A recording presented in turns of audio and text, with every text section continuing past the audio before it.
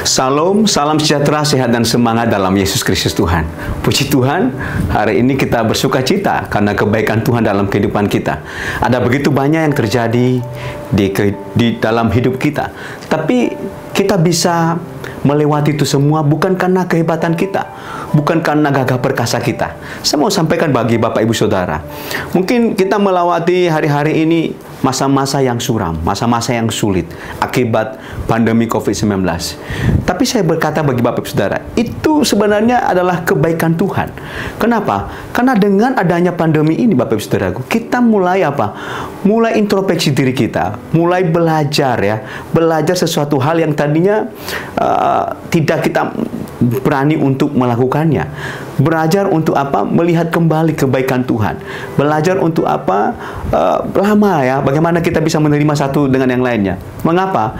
Karena kita banyak di rumah ya kan? Banyak di rumah. Nah, puji Tuhan, dengan adanya doa-doa kita dijawab oleh Tuhan. Dan sekarang sudah ada kelonggaran sedikit dari pemerintahan. Dan kita sudah mulai bisa lagi melakukan aktivitas di luar rumah. Kita mulai aktivitas di luar kota dan sebagainya.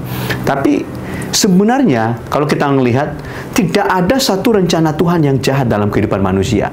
Lalu mengapa ini bisa terjadi?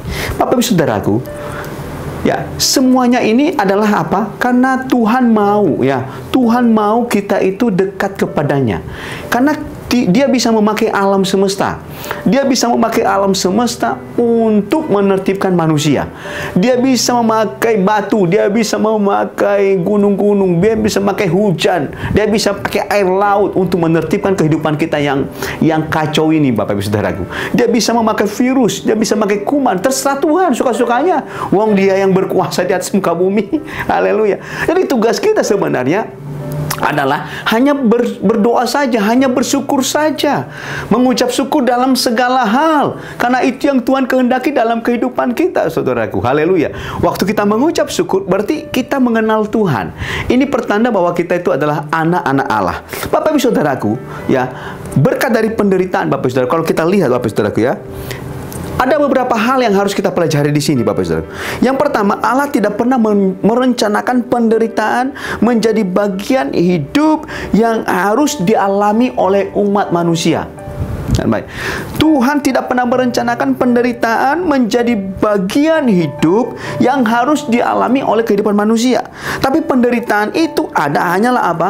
Merupakan hasil dari pelanggaran. Hasil, Bapak Ibu Saudaraku, hasil dari setiap pelanggaran manusia terhadap hukum Allah, terhadap ketetapan Allah, yang sebenarnya dibuat untuk apa? Menjadi kebaikan manusia dan seluruh ciptaannya. Jadi Tuhan izinkan itu supaya apa? Supaya kehidupan kita jauh lebih baik lagi, saudaraku. Haleluya. Nah, karena kita tahu bahwa bumi ini telah diciptakan Allah begitu sempurna, ya, penuh dengan kedamaian, penuh dengan kebahagiaan, Bapak Ibu Saudaraku. Tapi karena akumulasi daripada pelanggaran kita, akumulasi dari pemberontakan kita, maka muncullah berbagai macam sakit penyakit, muncullah berbagai macam virus. Karena pengetahuan manusia mau melebihi Tuhan, muncullah segala sesuatunya, Bapak Ibu Saudaraku, yang tadinya tidak muncul, sekarang muncul, Bapak Ibu Saudaraku. Haleluya. Dan sebenarnya, saudaraku, kalau kita lihat bahwa berkat di balik penderitaan, Bapak Ibu Saudaraku, itu akan terjadi ketika kita apa, saudaraku? Berseru kepada Tuhan, berharap dan bergantung sepenuhnya kepada Tuhan. Kita akan mengalami apa? Berkat, saudaraku. Nah, kalau kita lihat tokoh-tokoh dalam Alkitab misalnya, ya, bukankah mereka juga mengalami hal yang sama seperti apa yang kita alami? Bukankah juga mereka mengalami padang gurun? Mereka mengalami krisis pangan. Kalau kita lihat bangsa Israel, saudaraku, perjalanan mereka mengalami krisis pangan. Dimulai dari Yusuf, saudaraku, sampai dia ada di Mesir. Itu kan juga penderitaan, Bapak Saudaraku. Lalu kita lihat lagi di zamannya Yeremia, itu juga penderitaan. Nah, luar biasa, saudaraku. Di zamannya Abraham juga mengalami juga penderitaan, Bapak Saudaraku. Haleluya. Nah, jadi kita harus saudaraku, kita lihat ya, harus berubah cara pandang kita terhadap penderitaan. Karena melalui penderitaan itu, Bapak Saudaraku, ada rahasia Tuhan yang terkandung di dalamnya. Ini yang harus orang-orang Kristen, orang-orang yang percaya kepada Tuhan yang harus dipelajari. Ini yang kita harus minta kepada Tuhan hikmat. Apa di balik penderitaan, di balik persoalan hidup, Tuhan mau apa? Haleluya. Kalau kita lihat misalkan Ayub, saudaraku, orang yang terkenal mengalami penderitaan itu luar biasa banget. Kalau mungkin sekarang itu belum pernah seperti Ayub. Alkitab menyatakan tidak ada lagi manusia seperti pencobaan yang dialami oleh Ayub, Bapak Ibu Saudaraku. Haleluya. Jadi artinya Bapak Ibu Saudaraku, waktu kita percaya sungguh-sungguh kepada Tuhan, bergantung kepada Tuhan, maka Tuhan juga menyatakan kasih-Nya, menyatakan kuasa-Nya. Apakah Tuhan meninggalkan Ayub setelah dia mengalami penderitaan yang begitu hebat itu? Kan tidak, Bapak Ibu Saudaraku.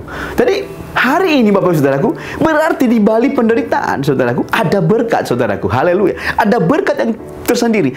Kalau Ayub Saudaraku mengalami double porsi, maka kita juga akan mengalami double porsi Saudaraku. Artinya kita akan lolos dalam setiap penderitaan. Kita akan melewati penderitaan dengan penuh sukacita. Kita akan melewati penderitaan dengan penuh kemenangan. Puji Tuhan Bapak Ibu Saudaraku. Saya membaca satu ayat bagi Bapak Ibu Saudara di dalam Yakobus pasal 1 ayat 12 berkata, berbahagialah orang yang bertahan dalam pencobaan, sebab apabila ia sudah tahan uji, ia akan menerima mahkota kehidupan yang dijanjikan Allah kepada barang siapa yang mengasihi Dia.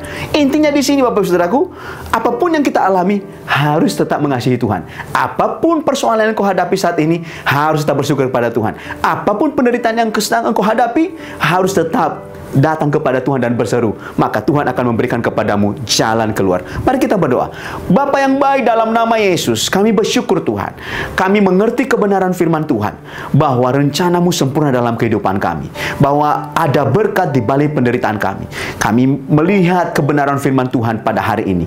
Kami bersyukur Tuhan, bahwa melalui penderitaan kami akan mengenal kebaikan-kebaikan Tuhan, dan iman kami akan terus Tuhan diperbaharui dari hari ke hari, dan sampai kami menerima mahkota kehidupan yang Tuhan sudah siapkan bagi kami, yang Tuhan sudah siapkan bagi kami yang mengasihi Engkau ya Bapa. Terima kasih Tuhan, terima kasih.